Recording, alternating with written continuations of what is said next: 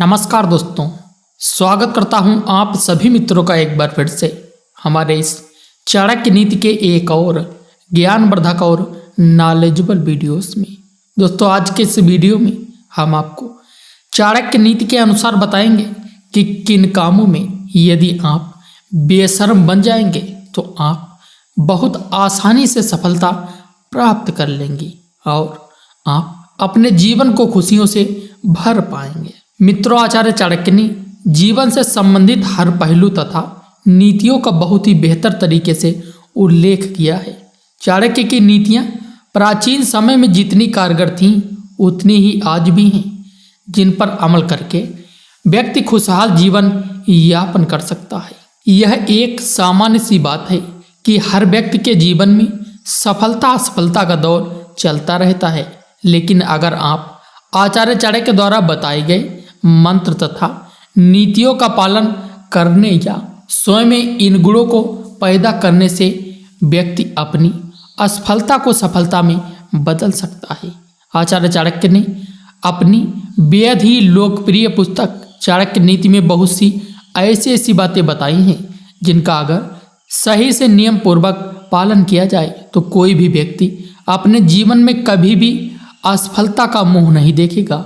ऐसे ही कई कार्य इस तरह से भी बताए गए हैं जिन्हें करने में इंसान हिचकिचाता है, लेकिन चाहे स्त्री हो या पुरुष, जीवन में आगे बढ़ने के लिए कुछ कार्यों को बेरोक टोक और बेशर्मी से कर लेना चाहिए।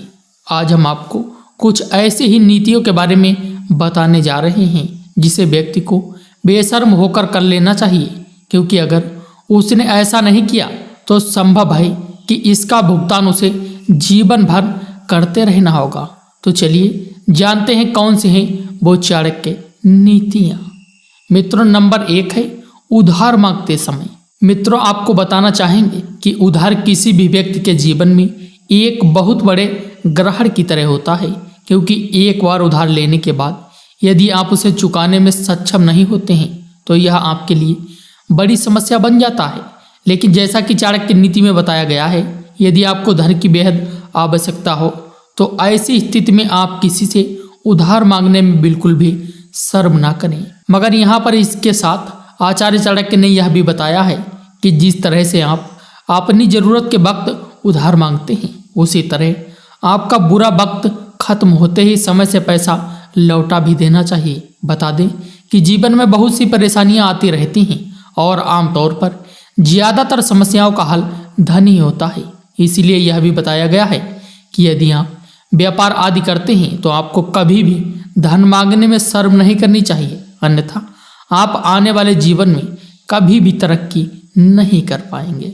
और मित्रों, नंबर 2 है शिक्षा प्राप्त करते वक्त। आपकी जानकारी के लिए बता दें कि जिस व्यक्ति ने अपने जीवन में शिक्षा प्राप्त करने में शर्म या लिहाज दिखाया वह हमेशा पीछे ही रहता है।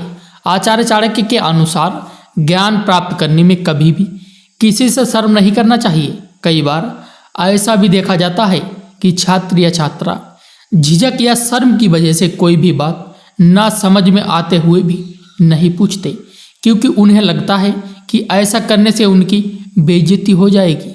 बताना चाहेंगे कि जो इंसान शिक्षा प्राप्त करने में शर्माता है वह अपने जीवन में कभी कोई अच्छी जगह प्राप्त नहीं कर पाता। इसलिए चाणक्य ने कहा है कि ज्ञान प्राप्त करने में कभी शर्म नहीं करना चाहिए और तत्काल कुछ भी ना समझ में आने पर पूछ लेना चाहिए। और मित्रों, नंबर 3 है भोजन करते वक्त। नीति शास्त्र के महान ज्ञाता आचार्य चाणक्य ने अपनी नीति ज्ञान में यह भी बताया है कि जो इंसान भोजन करते समय लिहाज करता है या शर्म करता है तो अपने संपूर्ण जीवन काल में कुछ बड़ा नहीं हासिल कर पाता। ऐसा बताया जाता है कि इस तरह का व्यवहार रखने वाला इंसान अपने जीवन में ज़्यादातर दुख और संकट से घिरा रहता है। कहा जाता है कि जो इंसान खुद के भोजन के लिए इतना झिझकता है वो व्यक्ति अपने साथ जुड़े अन्य लोगों के लिए भला क्या कर पाएगा। इसीलिए कभी भी खाना खाते वक्त शर्म नहीं करनी चाहिए।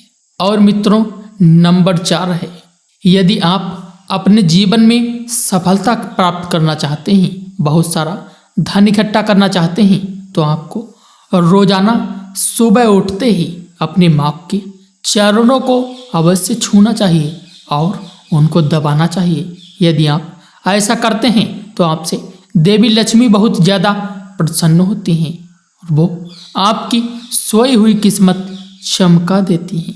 क्योंकि मित्रों, हमारे यहाँ हिंदू शास्त्रों के अनुसार महिलाओं को देवी लक्ष्मी के समान शुभ और मंगलकारी माना गया है।